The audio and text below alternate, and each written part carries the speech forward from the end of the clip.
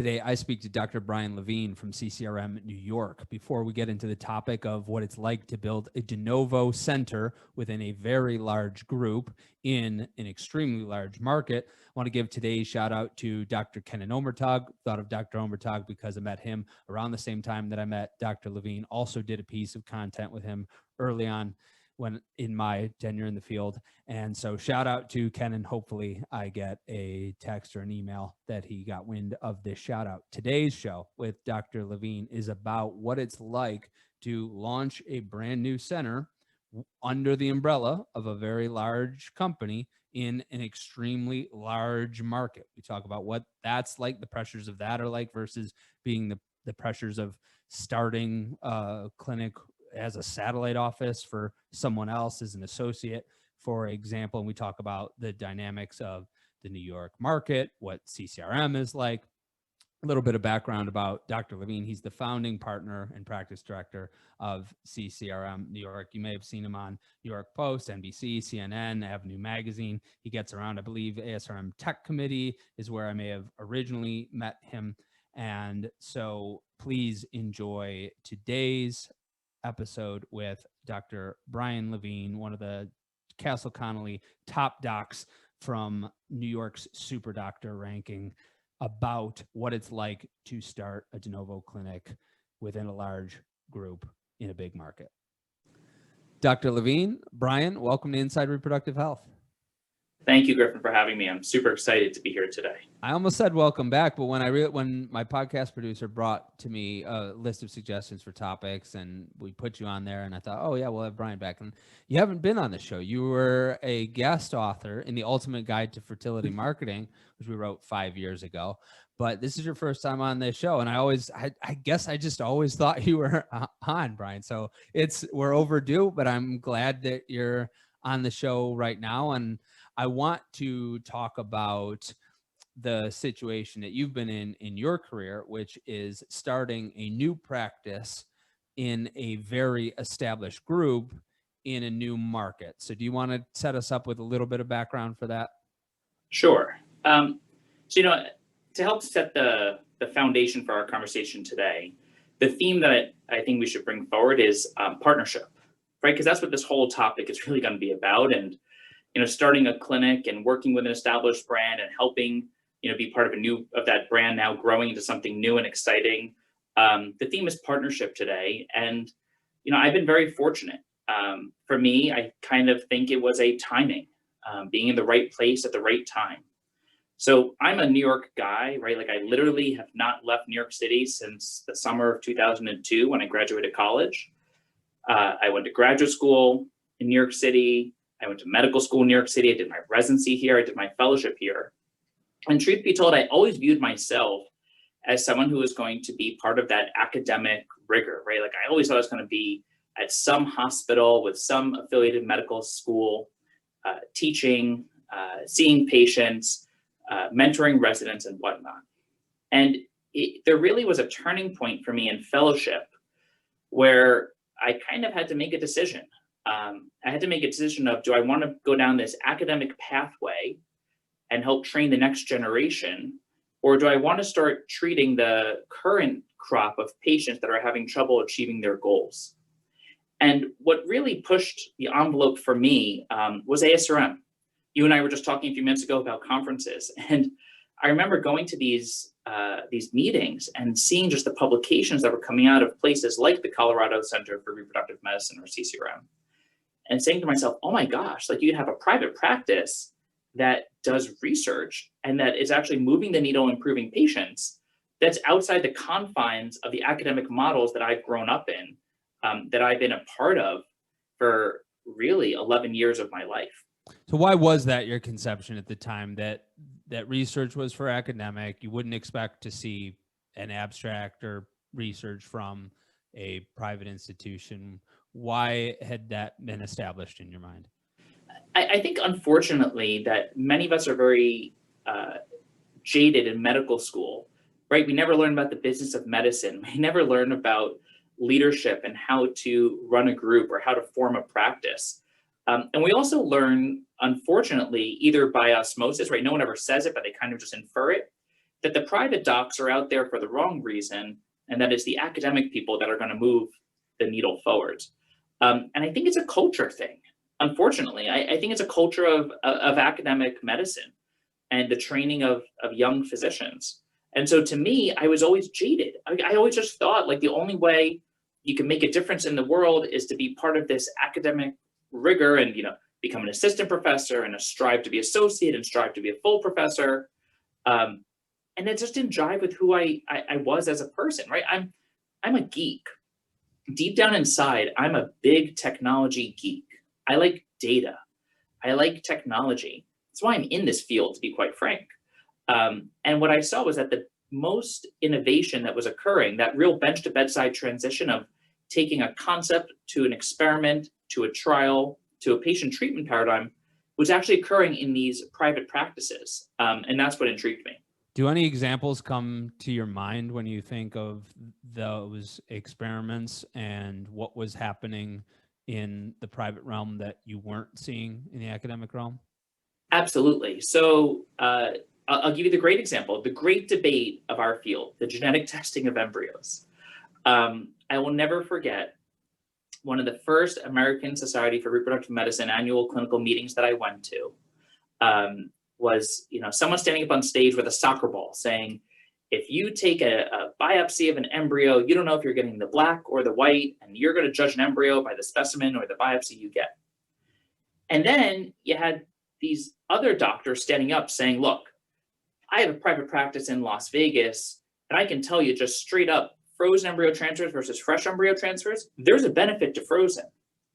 And if I can pick the right embryo that I'm putting back in that frozen setting, I can not only have an advantage based on the frozen, I have an advantage on that embryo selection. And it was literally that debate, the debate about genetic testing, which, by the way, was in its infancy stages compared to where we are today, 9 years later, that really drove me towards the private side, was the ability to have freedom of vendors, the ability to incorporate new technology, the ability to incorporate new protocols and treatment plans without having to deal with the confines of the academic institutions that are very well established, but there are restrictions that are there. That experiment and others like it are what drove you to the private side. And I do want to talk about partnership. I want to unpack that some more. But first, I want to be between partnership and being interested in the private side was an interest in where you are today, which is CCRM. At the time, maybe they were still in Denver mostly. Maybe this might have been the time that they were expanding into other markets. But talk to me about how you came to get CCRM on your radar. Yeah, so I've been really fortunate throughout my entire training career, and I'd say a now professional career, is to have good mentors, right? So everyone needs a good mentor. When I was in medical school, it was Dr. Jamie Griffo at NYU. I fondly remember skipping classes even to just go shadow him, right? To go to the operating room as a first-year medical student to see him remove someone's diseased fallopian tube or remove fibroids, or come in on a weekend to see him do an egg retrieval. When I was in residency, people like Dr. Mark Sauer and Roger Lobo, amazing mentors again, who were really pushing the envelope of reproductive endocrinology. And from Dr. Sauer, I learned about the whole world of donor oocytes and donor egg. And then, of course, in fellowship, I had Zev Rosenwax, who is an unbelievable mentor and, I'd say really one of the pioneers of the field. But when I was in fellowship, there's certain names that just come up, like these pioneers of our field that really are pushing the envelope over. And we kept talking a lot about Dr. Schoolcraft, Dr. Bill Schoolcraft at CCRM, who is the founder and the lead of that group, and how they were doing things differently. We would talk quite often about the research they were doing about genetic testing, how they had an entire integrated genetic testing core, and it just piqued my interest. So it was at the Boston ASRM that October, I'll never forget, of 2013, where I met him. I just went up to him and introduced myself briefly. And I said, I just want to learn what you do because, I keep hearing your name in a positive light. And in a true mentor-mentee fashion, I think that's where, he took an interest in my interest in CCRM, and that's where I started learning more about what they were doing. I had no idea that they were ever expanding. When I went to go talk to him, even though I'm a New York guy, I think part of me thought I could end up in Denver if I'm lucky enough to be there. I want to talk more about that expansion, and I certainly want to get to the partnership, but your thoughts on mentorship really have me in a bit of a soliloquy here, which is, I think this is one of the challenges that many centers that are having difficulties recruiting fellows are facing. What I get emails from fellows, Brian. I'm a D biology student. I run a business development client services firm, but fellows will just ask me about, well, where do they think I should go or who I should connect them with? And maybe it's because I'm completely fiduciary. I can just introduce them to anyone. But I also think that there is somewhat of a dearth of, it's not that there's a dearth of clinical mentors in the field or people willing to help. I think that there's a certain scarcity of doctors that have a profile that's facing the fellows that they see that they can reach out to in the same way that you just described Dr. Schoolcraft, that and how you reached out to him at ASRM Boston. And those that do have that, there's a handful of groups that are getting more than their fair share of younger doctors in terms of recruitment. So maybe you just talk a little bit more about that, because especially for these mid-sized groups that now they're starting, maybe they had an associate and that associate left and didn't end up moving on to partner, and they're having a little bit of struggling with recruiting the next person to replace them. I think that it comes with this profile of mentorship. So maybe you could unpack that a little bit more. Yeah, so no one can do it all. You can't work 365. You just can't. And if you are, you're probably not good at your job if you're working 365. Because either you're not giving yourself enough time to recoil and build yourself back up and build up those reserves again. Or if you're burning yourself too thin, it might be that you don't work well with others, and that you actually don't have a group where you can really have collaborative care. But what I think is happening right now is that there's this push for volume. And I don't know if you're hearing this from the other guests of your other podcasts and people you've spoken to, but definitely on the clinical side, I see this push to cycle, right? Like, meet Susie today, cycle her next week. And as part of that push to volume, it might be because of managed care. It might be because reimbursements are going down. It might be because there's increased access to fertility services. It might be because there's increased public interest in fertility services. What we see is that quite often people kind of get in this rut and just keep doing things over and over again. And then they don't have time to actually mentor and sit down with someone. And so what I think you're hitting at is a really important point, which is these fellows need mentorship, right? Like, we don't learn in fellowship how to bill, how to approach a patient, how to recruit a patient, how to get rid of a patient, how to refer a patient out, right? Like, none of that stuff you get to do, because as a fellow, you're pretty much the grunt worker in the middle, and the patients come to the clinic, and then you have the opportunity and privilege of taking care of them. What I think is happening right now is there's this push for growth, and is it private equity firms? Is it the commoditization of women's healthcare? I don't know. But as we see this, continued growth pattern where everyone needs to grow and grow and grow, fellows are just kind of getting hired and going into these practices without taking a step back and saying, sure, I want to work for the Yankees, but I wouldn't work for the Yankees if there's no batting coach. I wouldn't work for the Yankees if there's no one who's going to help me learn how to, learn the plays. And I think that part is not happening. For me, I came out of fellowship and I had a year before this practice opened. I had a year to, work with Dr. Schoolcraft and his team in Colorado to not only learn his playbook, but to learn the team of how to talk the talk, how to walk the walk. And I'll tell you, I will never, if I could do it all over again, I would not change a thing, because I spent a year helping with monitoring of patients who were from Colorado in New York City. And during that time, I got to learn their protocols, learn the treatment plans, to think about how that group was thinking about the patients. which I think every day has benefited me now in my clinical practice. The difference here might be in the difference between a partner physician and associate physician, because when most doctors are leaving fellowships, they're becoming an associate of a practice. They're not a partner of the group yet. They sign an employment contract. Very often, the terms for partnership are not elucidated in that employment contract, but either way, they're expensive. They're $250,000, maybe $300,000 a year. That's a big investment for a group, plus whatever benefits and training and other considerations on top of that. So that's part of the reason why they're going into workhorse mode, is because someone is paying them a big salary off the bat and they need to recoup that. So that's what I want to understand about a de novo center, especially one with like CCRM, because that's different from being an associate doc, isn't it? You're buying in, you're putting capital in, and you're starting a group within the larger group. And can you talk a little bit about how that works?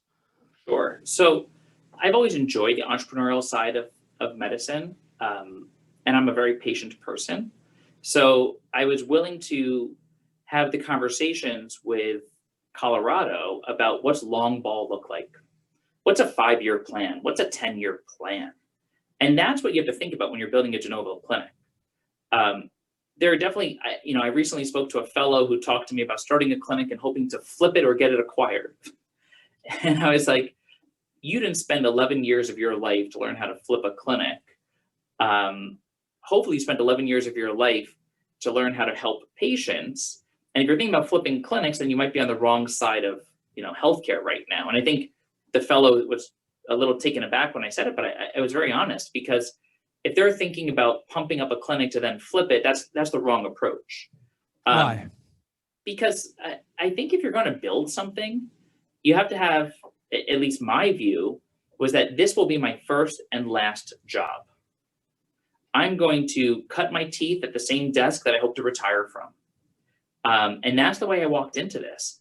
And, along the mentorship lines, there's Dr. Schoolcraft, who is the founder and physician, but then there's also a CEO of the entire organization, John Purdue, who, to his benefit, is a very approachable individual, right? I don't actually think I know anyone who calls him Mr. Purdue, right? Like, everyone knows him as John.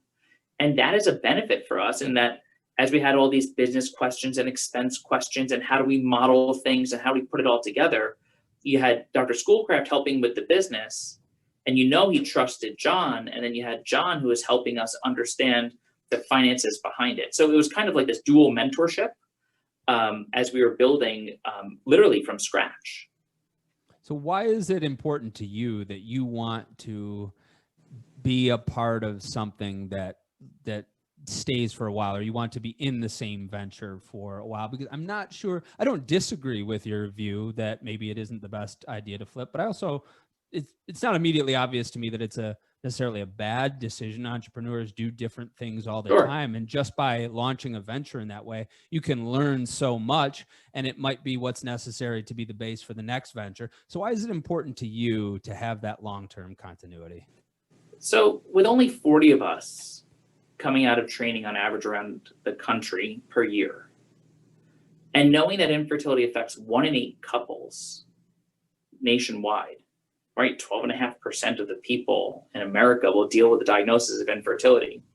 I do think there's an altruistic side where I view that, like, we should be taking care of patients. Now, should we be fairly compensated? Absolutely. Should we, should our pay be commensurate with the work that we're doing? Absolutely. Should we be trimming the fat and really trying to make sure that no one's riding on the coattails of the hardest worker? Absolutely. Like, I'm all for clinical efficiency and financial efficacy, right? Like, the doctor should be paid fairly and efficiently, while the clinic is very efficient. In the same regard, though, with the model of pump and flip, there comes a point where you have to show unparalleled growth. And I would worry a little bit about that individual who walks into that clinic with that goal. If you walk into that clinic with that goal that I'm going to flip this thing, well, what you need to flip it on is exponential growth. And if you're getting exponential growth in the earliest stages, you may be rushing to treat, patients that don't get treated other places. You might be using a key performance indicator or a KPI that's not an appropriate medical indicator of the success of your clinic, but you're saying, I can increase revenue, unnecessary testing. I can increase volume, unnecessary cycling. And there is, I would say, a push. And thank God, again, we have great clinical oversight. And I think what sets us apart, and we'll get to this, is the partnership mentorship model. But I've definitely seen at the smaller other clinics where all of a sudden, they open and year one, it's 50 cycles, year two, it's 400 cycles.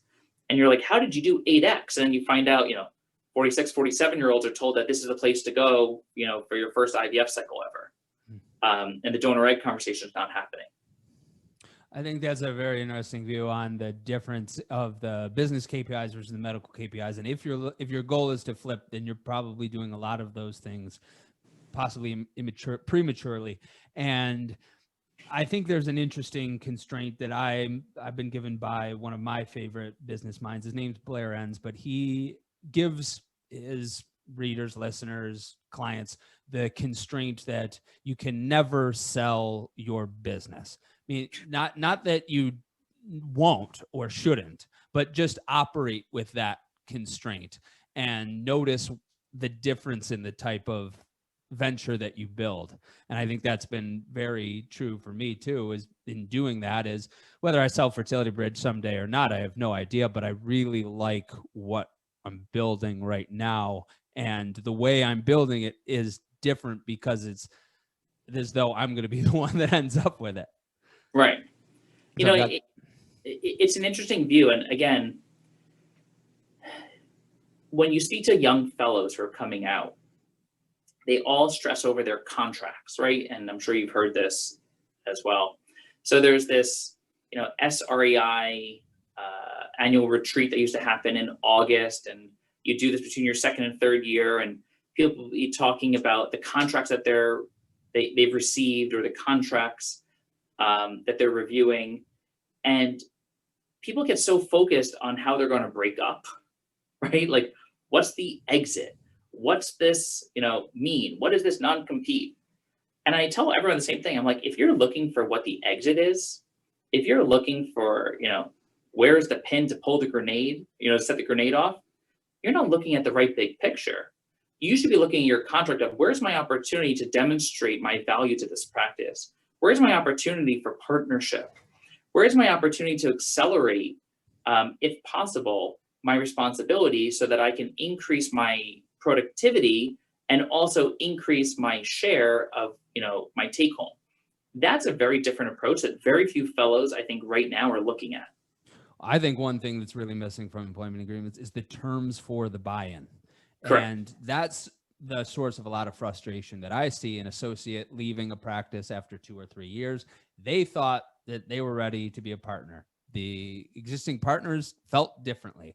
Now, whatever was the source of that disagreement, there's multiple sides to any argument. I wasn't a fly on the room in those situations. But what I can say in summary is that there was a difference in expectation that could have been enumerated or at least made much more explicit in the buy-in agreement. And I think what you're talking about is a little bit more about that. Okay, what do I have to do, and spelling that out more to be a partner rather than just, okay, when it doesn't work out in 2 years, how do I get out of it? Yeah. And I think, and I give everyone the same advice. Like, if you're looking for a job at CCRM or you're looking at, some other place, because for academics, it's very clear, right? There's not going to be a partner. When you're in these academic constraints at these academic practices, you're going to end up becoming an employee of either the Department of OBGYN or the independent practice that's employed or owned by the hospital. So the view is very different. And maybe you'll be dealing with RVUs, or you'll be dealing with a different system of how you figure out your compensation plan. But on the private practice side, people get wrapped around the axle about the non-competes and what's going to happen. And what do you mean I can't practice in New Jersey if I lose my, I quit my job in New York? And it drives me bonkers. I'm like, take a step back. Think about growing yourself and growing that practice to the point that you say, how do we open up a practice in New Jersey? How do we open up a practice in Connecticut? Does this contract limit me from the ability to grow this practice to where maybe the partners don't have the time or the energy or the resources to do this today. And that's a very different view. Brian, isn't there more contract angst if you're signing up to start a de novo clinic? Because instead of, okay, you, the entity, are just giving me a salary to become your associate, and then there's the opportunity for me to buy in 2 or 3 years. I'm putting down capital now to start something with you, and that seems like there'd be a lot more angst. So that's the unknown, right? So that was the scariest part of it, because I recognized very early on that this was the least popular decision that I could make, which was to start a new practice in New York when there's some really great, well-established practices, and that it would ruffle. Least popular among who? I think amongst the other practices, mentors, other individuals. There's always concern about the new kid on the block, and part of inherent in training of any fellow or resident is learning the playbook of that practice. And so I do think that there's an element there of secret sauce that people kind of don't want shared in the local market. I want to talk about New York as well, because we had Dr. Bob Stillman on the show a few weeks ago, and when he was talking about Shady Grove's history, he was talking about New York and how he talked about the other East Coast markets that they went to first because there was not a dominant single group there. Contrast with New York, where he described it as sumo wrestlers, that the reason why there wasn't one dominant group is because you had a few sumos that were the equilibrium of that in the ring. And so how did you decide that this was the ring you wanted to get into these sumos with, knowing that you are a New York guy, as you described? Yeah. But how did we get from meeting Dr. Schoolcraft in Boston to knowing this opportunity might take you to Denver to saying, I want to stay here and do this in Manhattan? So I told him the truth. I'm a highly competitive individual, but in Denver, the bagels are terrible, the pizza is terrible, and I can't get behind the Broncos, being a lifelong Giants fan. So I was like, if you don't have football, you don't have good carbs, I just can't live there. So how do we bring your clinic to New York? Because I'll be a much happier individual. That was literally the elevator pitch. Now, in full transparency, since that time, my father-in-law has switched to me to become a Jets fan, and I probably wish I was a Broncos fan, because at least the Broncos have been in the Super Bowl in recent history. Brian, if you're switching football teams right here on the podcast, I'm not believing your conviction in any NFL club whatsoever. Well, yeah, unfortunately, my father-in-law pulled the meanest trick ever, which was the night that I asked for permission to marry my wife, he asked me if I'd become a Jets fan. Well, he countered my proposal. Failed the test, Brian. I'm sorry, but if my father-in-law said that you've got to root for any other team but the Buffalo Bills, it would be over. So this was part of your pitch, and then, but what was the value prop to them? So I think, New York is, it sounds very cliche and very Frank Sinatra, but if you can make it here, you can make it anywhere. Now, of course, I didn't know what their growth plans were for the future. I didn't know that in 2021, there would be 11 de novo clinics around North America. 11 CCRM fertility clinics around North America, including de novos. I had no idea what their plans were for the future, but I felt that New York was lacking of CCRM science. And as a geek and as a tech person, that science resonated with me. And unfortunately, what I realized early on would be that even though CCRM has the fastest path to parenthood, right? Like, we focus on this, right? Like, we focus on how do we get someone pregnant and how do we get them and to achieve their goals and whatnot. Right? That's what we talk about every day. Is how do we be faster at this? How do we get someone more efficiently pregnant? Efficiency being fewer cycles, fewer transfers, better outcomes, whatnot. I felt that in the current practices that existed in New York, I was going to end up meeting resistance if I tried to incorporate this CCRM approach at these other places. So literally, why compete at those places when you can compete with those places? And I think competition is a good thing. Everyone thinks it's a bad thing, but competition is good. It makes us all better, right? Like, when you become complacent, you're probably not a good doctor. One size does not fit all. Unexplained infertility is a frustrating diagnosis, and that should not just be something you check off on your SART data and call everyone unexplained, right? You should dig deeper and figure out why it's unexplained and why they're not getting pregnant. So for me, it was all about how do we integrate a high-tech, high-touch clinic into the most competitive IVF market in America, right? More fertility clinics are within 5 square miles of where I'm sitting today than anywhere else in the United States. So what was the hardest part about starting in that landscape? So I think the hardest part was the honest conversation with Dr. Schoolcraft and CEO John Purdue, which is, so we're all excited. We want to get married. We're dating. How do we do this? And the hardest part of it was recognizing that the real estate costs in Manhattan were 5 to 10 times what they were in any other market that either CCRM was already affiliated with or that they were looking to expand to.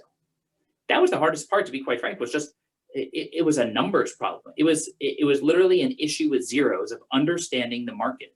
Now, you can do deep analyses of what is the payer mix, what does the population of New York look like, are the needs met or unmet?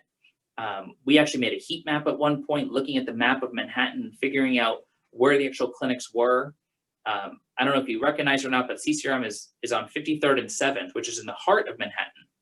Suppose that many of the other clinics, which were where people lived, right, Upper East Side or in the 30s on First Avenue or in the Upper West Side, we took a different approach, which was, let's go to a place that has high touch, high transit, near the subways, near the PATH train from New Jersey, near Port Authority for buses to come in, near Long Island Railroad from Penn Station.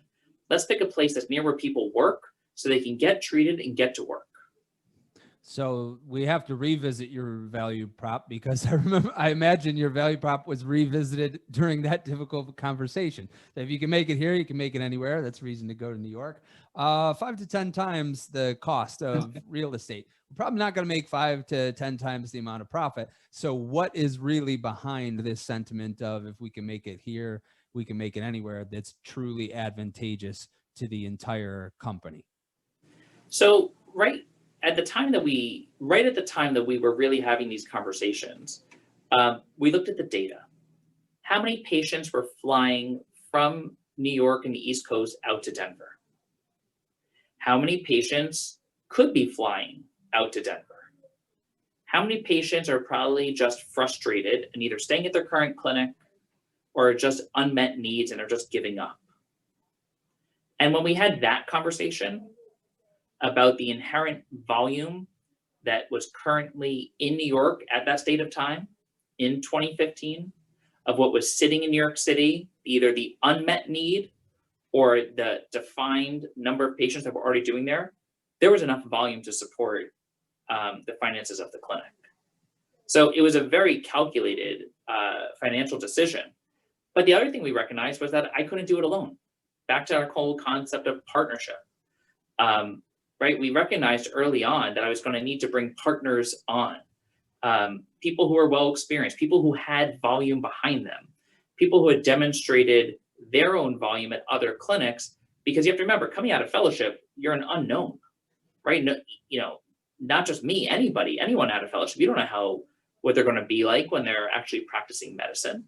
And so it was that unknown, which was me, but I think I had the grit and the stomach for the growth phase, and then taking some people who had demonstrated interest in transitioning to new jobs, who had growth behind them.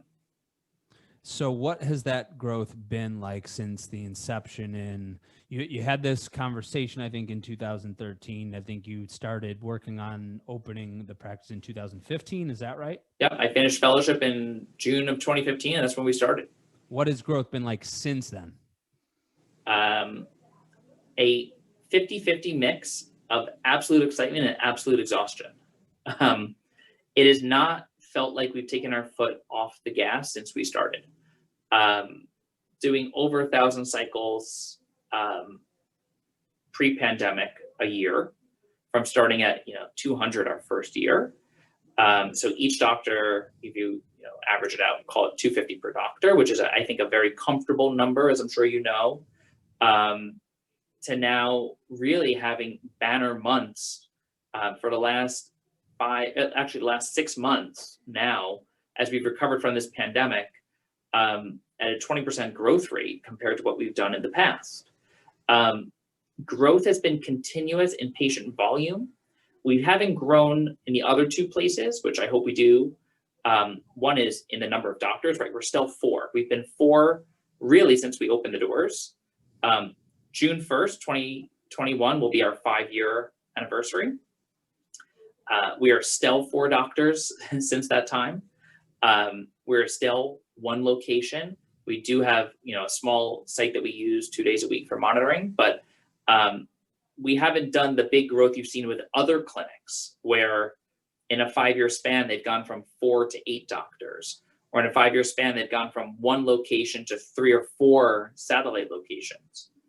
I do think that there's an issue that occurs in many of these other practices where they put the junior person out at a satellite. That doesn't allow for that mentorship, as we were talking about before. I also don't think that that feels very much like a partner, because you're kind of saying, let's farm you out. You're happy. We're happy. But weren't you farmed out, Brian? Weren't you the ultimate satellite? You're New York to Denver as opposed to New Rochelle to New York. I never felt like that. I felt like from the beginning that Colorado was our biggest cheerleader. They wanted us to succeed. They wanted to see, their New York volume, go down as our New York volume went up. I never once felt like we are, taking from the mothership. I always felt like it was, let's grow together, which is really important because there's a lot of really tough, stressful days. And, when we first started, and you should definitely have John Purdue on here and he'll tell you his whole story of his team and, the initial management team that was there that he worked with. But there was this attitude that I still maintain to this day, which is just to do one more of anything. Like go see one more patient. Come in, an hour earlier to see one more patient. Stay an hour later, see one more patient. Figure out how you can just do one more. And what happened was during this initial growth phase, especially 2016 and 2017, where we really, I think, hit our stride and just continued to grow from there, was this attitude of let's build what we have and let's kick the tires, right? Like let's look introspectively. Let's figure out what's working, what's not working, and let's optimize before we get too big for ourselves, which has been really important.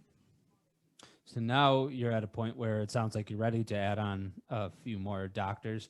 Perhaps this will be a little bit of recruitment advertising for some of the fellows that are listening. If they want to go to New York, maybe reach out to Dr. Levine. I want to talk about another dynamic that I hadn't thought to talk about until you just made me think of it, which was your growth and then the hindrance of not having other physicians. And so I'm introducing a hypothetical here, but when you're in a group within a group, sometimes they might not have the same needs. And so part of the reason why you bought into this whole thing was because you wanted their process, their methodology, their system. But what happens when a certain location, region, office runs into different challenges? And I'm thinking, what if there's a place that has 4 docs and they're doing 1,000, but now they could be doing 12, 15, the new patient volume just keeps stacking up. We'd love to be using advanced providers here. This is a hypothetical. I'm just saying, not saying that's what one group wants to do or that the system doesn't want to do, but there can be different needs. And what if the system said, well, we don't do that? And then so how are those differing interests reconciled? Wow. So that's, I think that's a tough